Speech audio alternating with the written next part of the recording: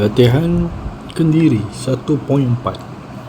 Soalan nombor 2. Bandaraya Washington di Amerika Syarikat dan Bandaraya Lima di Peru terletak di longitude yang sama tapi latitude yang berbeza. Diberi bumi berbentuk sfera mempunyai jari. Okey. Dan ada jarak dia. So, bumi bulat, tu ada pusat dia. Jari untuk latitude utara. Okey, sini. Ni tengah-tengah tau. Ni garisan tengah.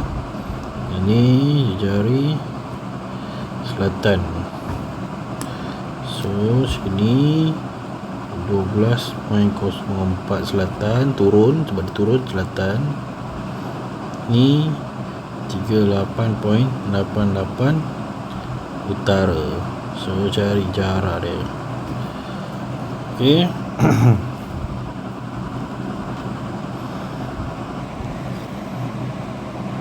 Jari 6371. Jarak di antara dua bandar ni, theta dulu 38.88 tambah 12.04.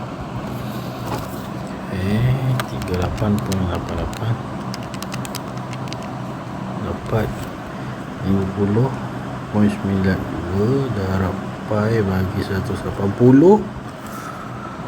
Untuk dapatkan theta berapa dalam rad, 0.8887 rad. Jadi jarak ni adalah SJ theta. Jari 6371 didarab dengan theta 0.8887 rad. 0.8887 6371. So, dapat 5661.907 cm. So, inilah jaraknya antara bandar ni sampai sini.